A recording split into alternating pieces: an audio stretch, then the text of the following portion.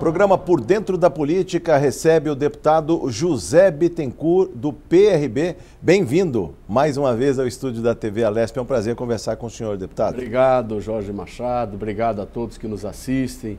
Obrigado aos funcionários que estão aqui nos assistindo e trabalhando, né? Obrigado a esta casa, onde estivemos aqui durante 12 anos sequenciais. E agora retornamos para cumprir um pedacinho do 4º mandato de deputado estadual consecutivamente e trabalhando pela população de São Paulo. Um mandato curto, breve, mas muito consistente. O senhor já foi procurar projetos e para trazê-los aí à discussão, à tramitação e quem sabe até à aprovação em plenário. Vamos falar um pouco da expectativa em torno desse período, deputado. Olha, além das proposituras, né? Sim. Das que já estavam, dos requerimentos que nós estamos propondo nesta pequena parte de cumprimento do mandato ainda nessa legislatura, que encerrar-se-á em 14 de março próximo. Sim. Nós queremos muito aprovar o projeto que cria o serviço voluntário de capelania prisional no estado de São Paulo. Sim. Mas, por outro lado, daqui a pouco falaremos sobre isso, se for o caso. Por outro lado, temos também o projeto de lei que está pronto para ser deliberado, se assim entender, o presidente, o colégio de líderes, as forças políticas desta casa para deliberar em plenário, Sim. que é o projeto de lei A Escola Sem Partido. Sim, que é o projeto 960 de 2014, se não me engano, 960 de 2014. Aliás, vamos falar mais desse projeto, deputado? Aliás, o projeto Escola Sem Partido, que foi aprovado em algumas câmaras municipais, teve um bloqueio na Justiça. Nessa Casa de Leis, inclusive, o debate, que foi alvo de algumas audiências públicas, eu digo até algumas mal sucedidas, porque elas sequer aconteceram, houve uma divergência muito grande, mas de lá para cá o que mudou? Haja vista que o tema Escola Sem Partido ganhou novas fronteiras, chegou a Brasília, inclusive o debate foi para o Congresso Nacional, e eu digo para o senhor que já voltou com tudo. Na legislatura iniciada em 1º de fevereiro, ele já está posto também como o projeto de lei 246 de 2019, a deputada Bia Kicis, também aí versando sobre a matéria, ou seja, estamos de volta. Sem dúvida. E já tinha na legislatura passada um projeto de lei do deputado Erivelto Santana, do PSC do estado da Bahia, deputado federal, onde já estava avançado a tramitação desse projeto. Que cada legislatura se renova e depois se anexa esses projetos, né, aos demais existentes. Mas o fato é que o debate, ele a nível nacional já está posto. Foi bandeira do então deputado, hoje presidente Jair Bolsonaro, bandeira de campanha. Então ele ganha uma nova envergadura, tendo a presidência da República como, digamos assim, a musculatura dessa proposta? Sem dúvida, porque se você ouvir os discursos do presidente da República, atual presidente Jair Bolsonaro, em campanha, ele nunca deixava de fazer menção de que um dos pilares da atuação governamental dele, presidencial melhor dizendo, era de estancar essa doutrinação ideológica nas escolas, não é? Quer dizer, acabar com a ideologia? Mas há como, deputado? Há como?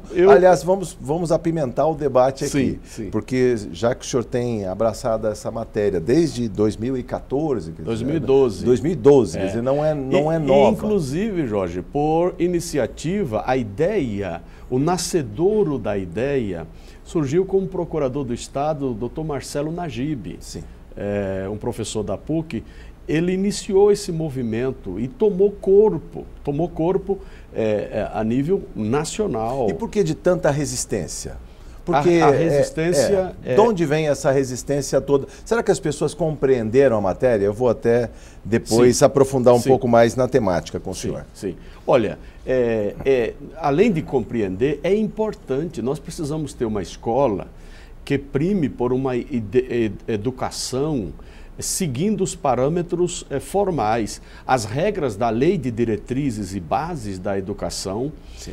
Primeiro, o que consta no artigo 206 da Constituição Federal. Lá tem os princípios para a educação no país, não é?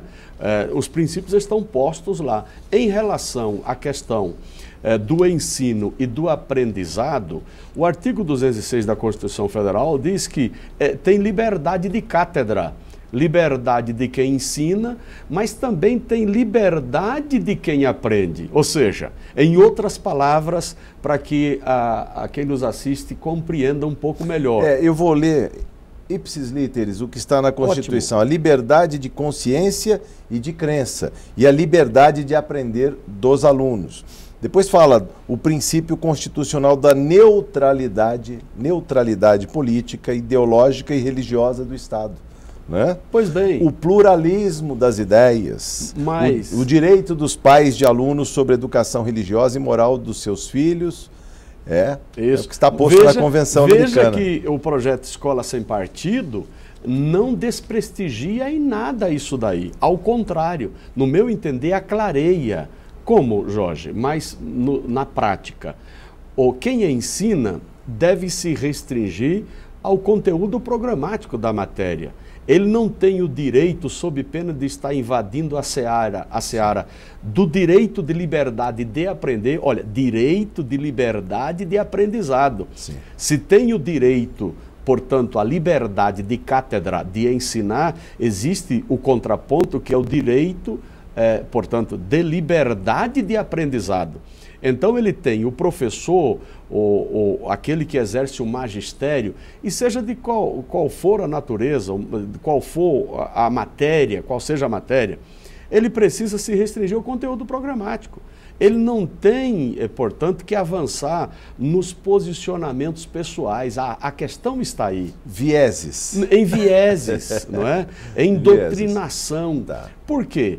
Porque os defensores do projeto, portanto, do pensamento Escola Sem Partido, dizem o seguinte, e aí eu concordo em número, gênero e grau.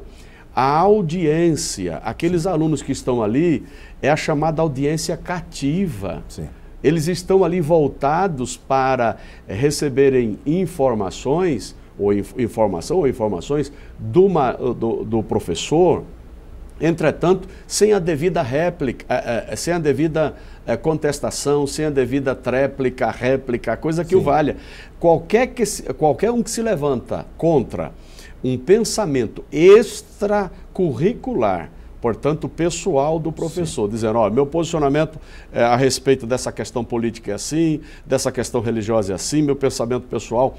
Quem ali na classe se levantar, se identifica com ele pode ser objeto de... Tem aqueles que podem se identificar com ele, mas tem aqueles que não aceitam. Que podem ser contrários. Que podem ser contrários. Surgiu o processo de repente, aí quem sabe, eu tenho exemplo de alunos, olha, estou sendo perseguido porque eu me manifestei contrariamente àquele professor. Então, sim, o professor não é senhor absoluto, ele não é Deus numa classe. Mas quando a Constituição fala em pluralidade de ideias, ele não pressupõe que tem um professor... À luz da matéria que ele ensina. Exatamente, mas cada qual não pode, de alguma maneira, até para conquistar a sua classe, sim, colocar a sua opinião, o seu ponto de vista. Ele pode colocar, mas não com viés de doutrinação. Não com viés de doutrinação. Sim.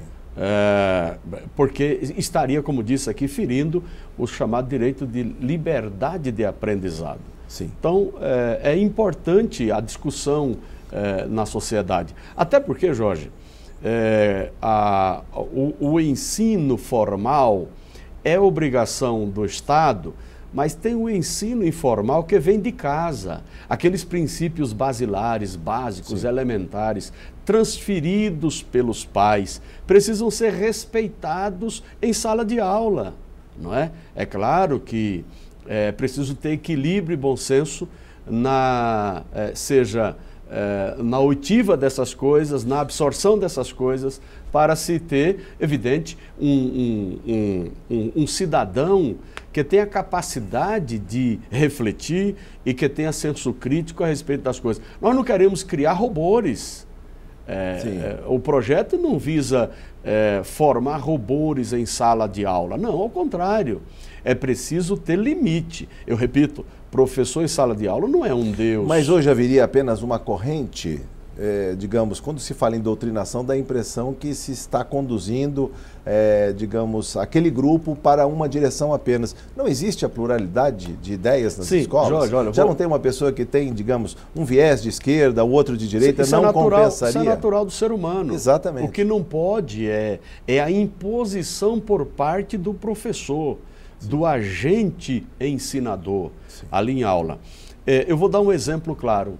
O que é que o MEC tem a ver, o que justifica tem o Ministério da Educação em pegar cartilhas, entendeu? Com conteúdo altamente depravante ou depravado, não é? Ensinando prática de sexo para garotinhos e garotinhas de 10, 12, 13 anos. Isso é ridículo. Esse é que é o exagero. Não é? Como é que pode um professor em sala de aula ensinar um menino e uma menina a se beijar ou tá mostrando os órgãos, as genitálias para uma classe de infante que não tem ainda como se defender? Então, o projeto Escola Sem Partido visa impor limites para a questão do ensinamento, né? Eu queria até mostrar para o nosso telespectador a questão do Escola Sem Partido, porque ele tem um conjunto de deveres do professor. Sim. E talvez aí esteja a polêmica. Ao cumprimento da Constituição já está pacificado, as pessoas já sabem que a lei maior diz e disciplina como deve ser a educação. Mas quando vem os deveres do professor e diz aqui o item 1, professor não se aproveitará da audiência cativa, como disse o deputado José Bittencourt, dos alunos, né, para promover os seus próprios interesses, opiniões, concepções ou preferências ideológicas, religiosas, morais, políticas e partidárias. Item 2. Professor não favorecerá nem prejudicará os alunos em razão de suas convicções políticas, ideológicas, morais ou religiosas ou da falta deles. O professor não fará propaganda político-partidária em sala de aula, nem incitará seus alunos a participar de manifestações, atos públicos e passeatas. Pois é, deputado. Mas isso é ótimo, porque se tem por escopo e objetivo num sistema educacional, você formar cidadãos, e cidadãos de bem, não é formar baderneiros, nem imorais, é formar cidadãos de bens e cumpridores dos seus deveres. Eu vou dizer aqui, em outras palavras, Jorge, a visão de mundo que nós temos, eu digo nós, brasileiros, sim, é uma visão judaico-cristã. A maioria, nós somos 90% da população é cristã no Brasil. Então, a visão de mundo que nós temos é uma visão judaico-cristã, uma visão, portanto,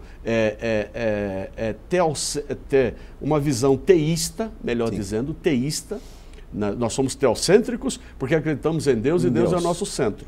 Teístas porque acreditamos em Deus, não deísta.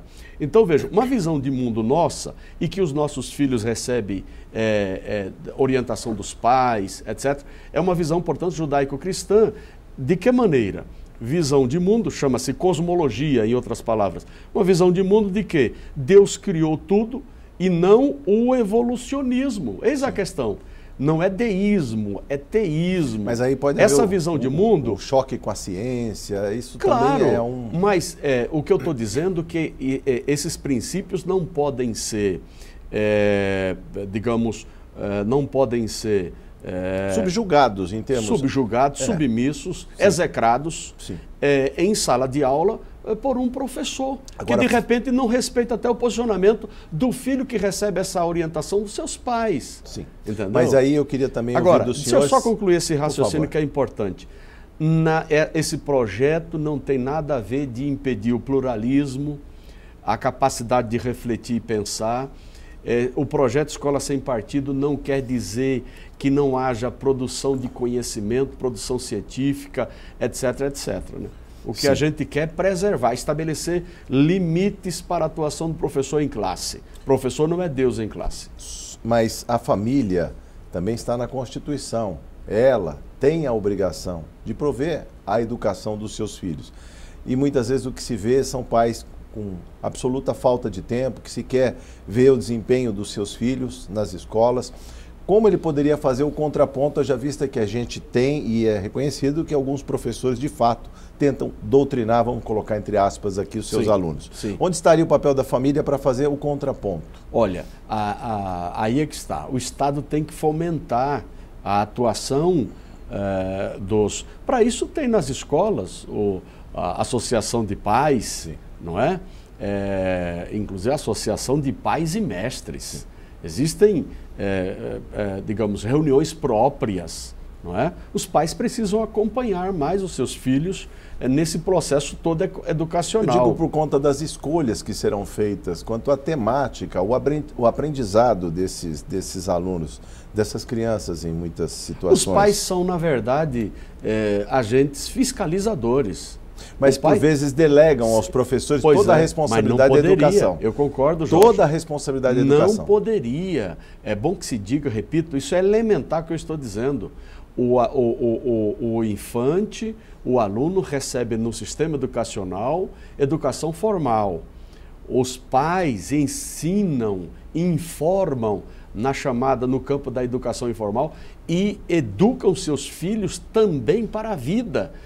Nas escolas eles estarão recebendo os conteúdos das matérias, esses conteúdos que estarão dando capacidade, envergadura para eles competirem e enfrentarem a vida, não é? Sim. Enquanto que os pais trazem um outro tipo de ensinamento. É importante o debate, eu sei que vai delongar muito, não é? Vai esquentar. Vai esquentar. Vai esquentar. Eu queria saber também, ainda sobre essa matéria, deputado, no tocante ao aluno que, por exemplo, se sente lesado, não concorda com a opinião do professor. E mais, hoje com os tais dispositivos móveis, com o celular ele pode gravar a aula do professor. Imagina como fica a situação se uma classe inteira não concorda com o professor, grava, expõe, publica. Como é que fica isso? Olha, também? Parece que é um pombo de discórdia do professor em relação ao aluno, perder a autonomia. Não, não perde. Eu tenho absoluta certeza que o professor que se submeter à sua matéria, se submeter ao tema, não é? Ele não pode estar querendo impor ideias próprias, pensamentos políticos próprios, não é? Doutrinando, etc. Se ele obedecer o conteúdo programático, a regra do ensino, certamente ele não vai ter problema. Agora, ele tem que ser fiscalizado, o professor precisa ser fiscalizado, o aluno tem todo o direito... É um servidor público, claro, recebe do Estado para isso. Claro, o aluno tem todo o direito de se contrapor à eventual ideia do professor, com respeito. É preciso respeito nessa relação aluno-professor. O aluno não pode ver o professor como alguém que o persegue e nem o professor tem que ver o aluno como uma classe menos, digamos assim, uma classe fragilizada que ele pode manobrar, uma massa de manobra. É isso que eu quero dizer, não é? Bom, a polêmica ainda vai longe, o nosso tempo está se esgotando e eu preciso ainda falar com o deputado sobre um outro projeto, a proposta que está até mais próxima, né, da aprovação, de se tornar lei, que é o projeto de lei 730 de 2012, o que cria o serviço voluntário de capelania. Explica para a gente o que vem a ser isso, por favor. Na verdade, a Constituição Federal já garante o direito do detento de receber assistência religiosa. Sim. A Lei de Execução Penal 7.210 de 84 prevê também esse direito. Tem uma lei estadual aqui de 1998, na época do presidente desta casa, Walter Feldman, que foi aprovada também uma lei estadual que prevê esse direito do detento. Nós temos em São Paulo 169, 170 estabelecimentos prisionais. Uma massa carcerária, 240 mil habitantes, não é? 240 mil detentos.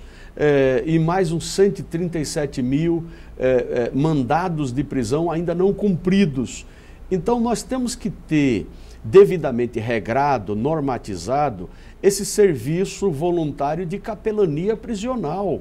Tem em outros estados, São Paulo não tem. Por que São Paulo não Estabelece tem? regramentos. Hoje, com tantos estabelecimentos, o senhor falou centenas aqui, 170. 169, 170. Hoje, esse sistema ele é autorizado e regido por uma portaria que nós temos na Secretaria de Administração Penitenciária. Tem lá, a pessoa, o voluntário se inscreve e tal, sim, mas nós queremos a lei regendo a matéria, não é? Então essa lei de serviço voluntário de capelania, claro, sancionada pelo governador, sim, vai ser um instrumento a mais para que o detento ele receba o serviço de assistência religiosa e tem todo o regramento aí, o procedimento. Como é que ele vai funcionar? Ainda há tempo de a gente explicar essa matéria, que é de 2012, né? Um projeto de 2012, deputado, e com tantos estabelecimentos, né? Ele vai gerar custo para o sistema? Não, é sem custo para o sistema, o nome já diz. Ele é voluntário. É serviço voluntário de capelania. Sim, sim. Olha, nós temos hoje inúmeras religiões, não é?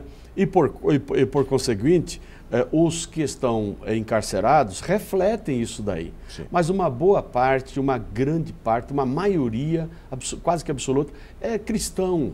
Não resta dúvida que por uma situação ou outra cometeu um delito antissocial, uma prática delituosa, feriu uma norma legal e foi recolhido. O Estado tem o dever de prestar assistência, porque nós não acreditamos, nós acreditamos no princípio maior da aplicação da pena, que é a de corrigir e não a de embrutecer e de penalizar. É só a punição. É só a punição. Isso é pensamento medieval.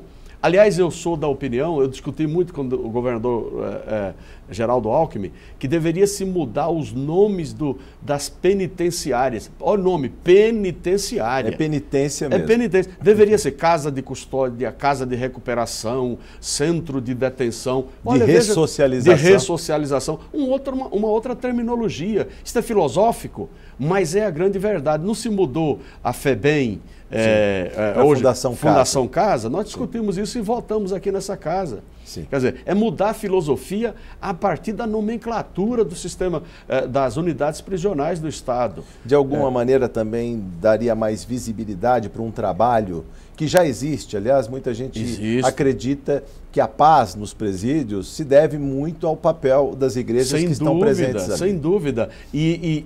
Essa norma, essa lei sendo aprovada, vai trazer regramento, ou seja, sim, a pessoa que está querendo prestar assistência tem o devido preparo, está vinculado a uma organização, sim, é credenciado pelo seu superior eclesiástico, superior hierárquico, claro, sim, eclesiástico. Sim, está autorizado. Está autorizado, não tem nenhum impedimento. Então, é uma lei que vai trazer norte ao serviço voluntário de capelania no Estado de São Paulo. Agora, com tantos detentos, o senhor falou em 240 mil, mas eu tenho que corrigir aqui que tem mais de 100 mil também que são mandados, sim, de prisão a serem cumpridos aí. Ou seja, essa população podia ser muito maior do que é. Muito maior. O Brasil é o terceiro maior país do mundo em encarceramento, em né? Massa carcerária, o número de presos, não é?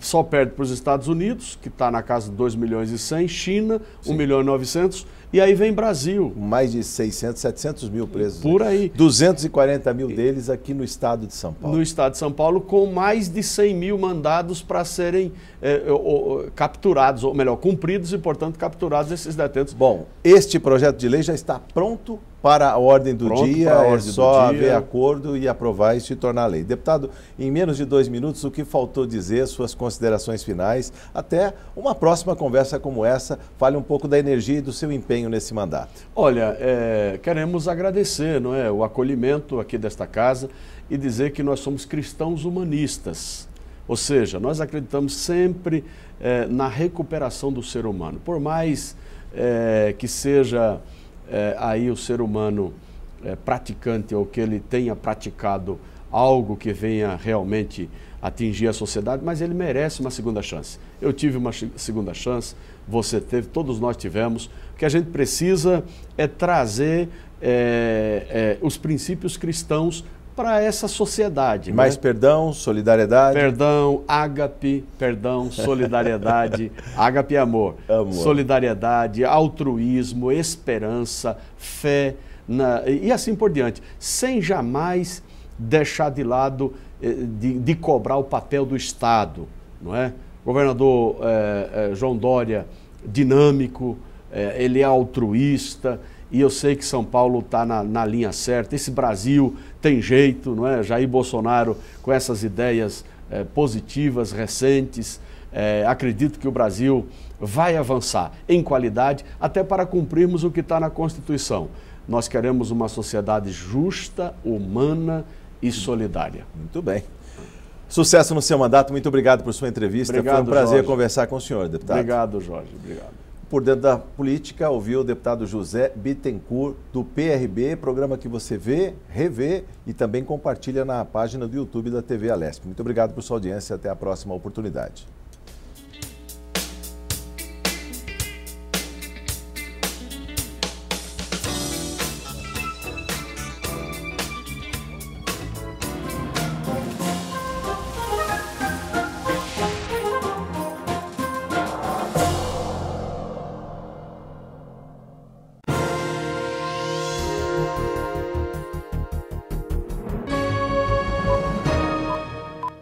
O FIES encerra nesta quinta-feira o prazo de inscrições